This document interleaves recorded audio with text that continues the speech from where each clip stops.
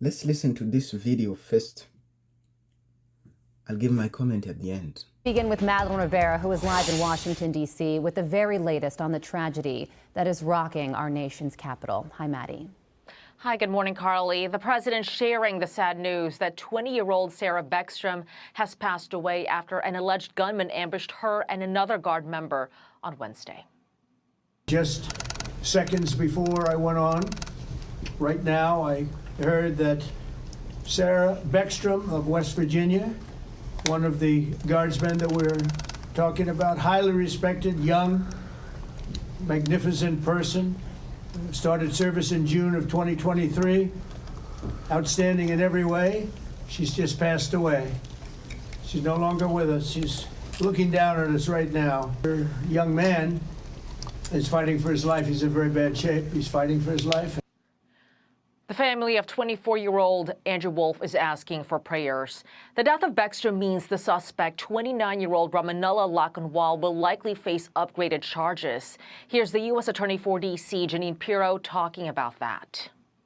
We are praying that they survive and that the highest charge will not have to be murder in the first degree. But make no mistake, if they do not, that will certainly be the charge. Lakanwal came into the U.S. in 2021. He was granted asylum this spring. The administration is calling into question the vetting process for Afghan refugees. But Lakanwal worked with the CIA in Kandahar, Afghanistan, serving in an elite counterterrorism unit operated by the agency. As a member of the Zero Unit, he would have gone through a vigorous screening process. Afghan evac says that includes biometric screening, biographic checks, and in-person interviews. Still, the president is doubling down, saying, "I will permanently pause migration from all third-world countries to allow the U.S. system to fully recover, terminate all of the millions of Biden illegal admissions, including those signed by Sleepy Joe Biden's auto pen, and remove anyone who is not a net asset to the United States." The president says he will be ending federal benefits for non-citizens, denaturalizing migrants who he says undermine domestic tranquility, and deport any foreign national who poses a security risk. Carly. Okay, Madeline Rivera live for us in Washington. Maddie, thank you. Let's bring in former Assistant FBI Director Chris Swecker. Chris, thank you so much for joining us as we talk about this tragic turn of events. And obviously, there are a lot of questions when it comes to this suspect who, as Maddie was just laying out, worked for this CIA-backed military unit during the war in Afghanistan and was living in Washington State with his wife and 5 children. So he had a family unit. He was not a loner. A lot of questions over why and how this could have happened. When you look at his background, what do you think? Well, let's start with the premise that Afghanistan in the post-Biden withdrawal era is a terrorist haven. I mean, Al-Qaeda is still there, ISIS is still there. There's actually battling it out in and around the area where this shooter came from. So we know that this is a problem area, and this is an area where if you're going to bring people in, and apparently over 70,000 Afghan refugees were resettled very quickly, you darn well better vet these people in a way that gives you confidence that they're not still affiliated with some type of terrorist organization or in touch with them. So I get the sense that once they got here, there wasn't a whole lot of other vetting or monitoring that took place after they got here. And, here's a guy that was settled in Washington State with his 5 kids, was given the asylum and shelter of this country and all the rights and all the privileges.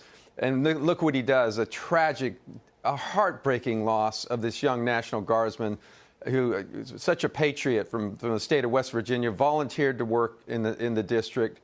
So this is going to cause a real hard look at this asylum program and others, I understand, and that's one positive thing. Well, on that note, a lot has transpired overnight when it comes to vetting and immigration, and the president had previously said that there would be a review of all asylum cases and green cards issued under President Biden, and now it's been announced that there's going to be a permanent pause on immigration from what the administration is describing third world countries. I mean, this announcement is obviously going to be met with some criticism from certain members of Congress and elected leaders. But what do you think? Is a pause in immigration what is needed to make sure that something like this doesn't happen again?